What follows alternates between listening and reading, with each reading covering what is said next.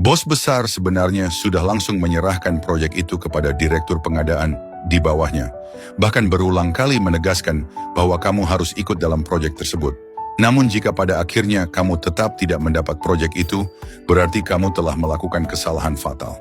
Coba pikir, apakah kamu melakukan hal seperti ini? Kamu mencari seorang perantara, lalu melalui hubungan orang itu, kamu bisa masuk ke kantor bos besar. Saat bertemu, kamu melihat bahwa perantara tersebut ternyata sangat dekat dengan bos. Setelah berbincang ringan, perantara itu berkata, "Ini adik saya, dia juga bekerja di bidang ini. Orangnya bisa dipercaya. Saya dengar ada proyek baru, jadi saya membawanya ke sini. Dia cukup profesional dan ingin ikut terlibat." Bos besar kemudian menatapmu dan berkata, "Oh begitu, kamu juga bergerak di bidang ini ya." Lalu giliranmu bicara. Kamu mulai menjelaskan sudah bekerja berapa lama, menangani bagian apa, pernah ikut proyek apa.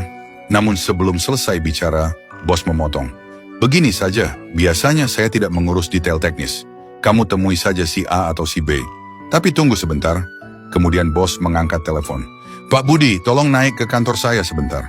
Direktur Budi pun datang. Bos berkata, "Orang ini adalah adik dari teman baik saya. Kita sudah saling kenal.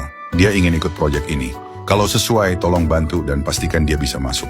Pada saat itu, kamu mungkin merasa senang dan berpikir, "Wah, bos ini memang hebat dan sangat berhati baik." Tetapi begitu kamu keluar dari kantor bos dan menutup pintu, sebenarnya kamu sudah tersingkir. Dan kamu sama sekali tidak sadar.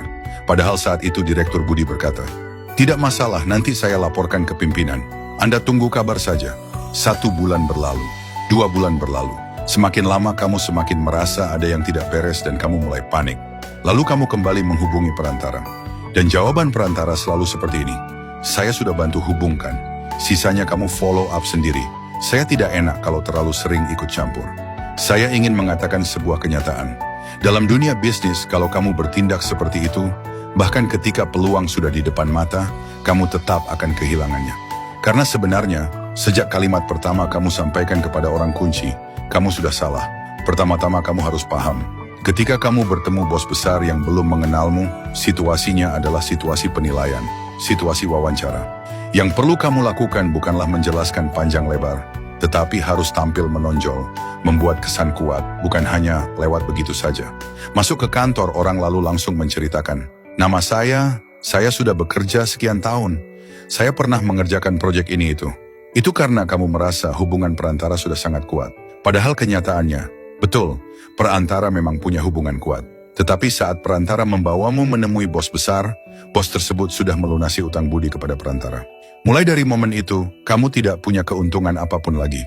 Lalu bagaimana cara menghindari situasi seperti ini? Maka saya menyarankan Anda membaca buku Strategi Puncak ini dan Taktik Menuju Kemenangan.